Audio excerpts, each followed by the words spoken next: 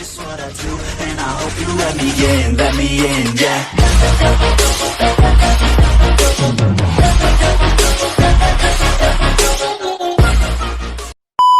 Assalamualaikum warahmatullahi wabarakatuh. Nama saya Yudi Pratama. Saya kuliah di Universitas Islam Negeri Raden Intan Lampung. Saya akan mempresentasikan pengertian sumber hukum dan asas hukum acara perdata dalam mata kuliah Hukum Acara Perdata dan Peradilan Agama yang dibimbing oleh Bapak Herpin Yogi Pradipta MHI. Pengertian hukum acara perdata, secara umum hukum acara perdata mengatur proses penyelesaian perkara perdata melalui hakim di pengadilan, penyusunan gugatan, pengajuan gugatan, pemeriksaan gugatan, putusan pengadilan sampai dengan eksekusi atau pelaksanaan putusan pengadilan. Pengertian menurut para ahli, salah satunya Sudikno Martokusumo, mendefinisikan hukum acara perdata sebagai peraturan hukum yang mengatur bagaimana caranya menjamin ditaatinya hukum perdata material dengan perantara hakim. Adapun garis-garis besar atau tahap-tahapan peradilan perdata, yang pertama pengajuan gugatan, yang kedua pemeriksaan gugatan, yang ketiga pembuktian, keempat putusan, kelima upaya-upaya hukum terhadap putusan, dan keenam eksekusi. Adapun sumber hukum acara perdata, yang pertama HIR berlaku untuk daerah Jawa dan Madura, yang kedua RBG berlaku untuk luar Jawa dan Madura, yang ketiga RV untuk golongan Eropa, keempat BW Kitab Undang-Undang Perdata, kelima WIVK Kitab Undang-Undang Hukum Dagang. Yang keenam, berbagai undang-undang yang berkaitan seperti undang-undang tentang peradilan ulangan atau acara banding, kekuasaan kehakiman, peradilan umum Mahkamah Agung, perkawinan, kevalitan dan penundaan pembayaran hutang. Dan yang ketujuh, jurisprudensi, ke-8 peraturan Mahkamah Agung, ke-9 instruksi dan surat edaran Mahkamah Agung, ke-10 perjanjian internasional, 11 doktrin, 12 adat pedesaan.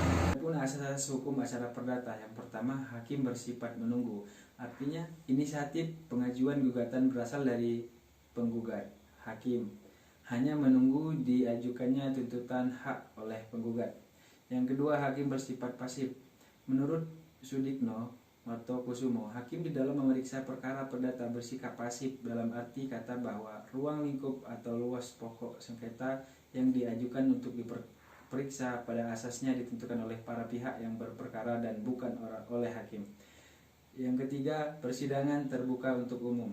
Masyarakat secara umum dapat hadir, mendengarkan dan menyaksikan jalannya persidangan yang dinyatakan terbuka untuk umum, kecuali ditentukan lain oleh undang-undang dan persidangan dinyatakan dilakukan dengan pintu tertutup. Keempat, audi et altram partem. Pengadilan harus memperlakukan kedua belah pihak sama, memberi kesempatan yang sama kepada para pihak untuk memberi pendapat dan tidak memihak.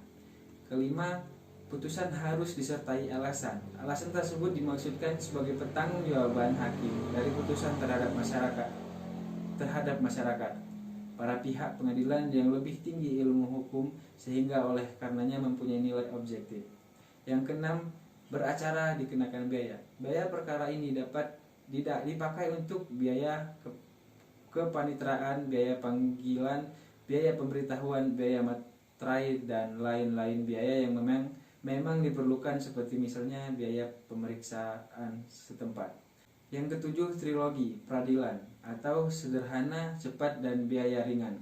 Yang dimaksud dengan asas sederhana, cepat, dan biaya ringan adalah hakim dalam mengadili suatu perkara harus berusaha semaksimal mungkin untuk menyelesaikan perkara dalam tempo yang tidak terlalu lama. Sederhana adalah acaranya jelas, mudah dipahami, dan tidak berbelit-belit.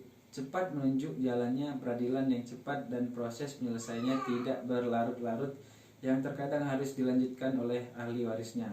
Sedangkan biaya ringan maksudnya biaya yang serendah mungkin sehingga dapat terjangkau oleh masyarakat.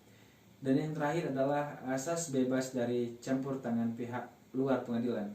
Hakim dituntut sungguh-sungguh mandiri. Hakim mempunyai otonomi yang selalu harus dijaga agar proses peradilan berjalan menuju sasaran. Peradilan yang objektif, fair, jujur, dan tidak memihak. Hakim tidak boleh terpengaruh oleh hal-hal di luar pengadilan, seperti pengaruh uang, pengaruh kekerabatan, pengaruh asas, bebas dari campur tangan pihak di luar pengadilan, kekuasaan, dan lain sebagainya. Sekian presentasi dari saya. Apabila ada kekurangan dan kesalahan kata, saya mohon maaf. Kepada Allah saya mohon ampun. Saya akhiri. Wassalamualaikum warahmatullahi wabarakatuh.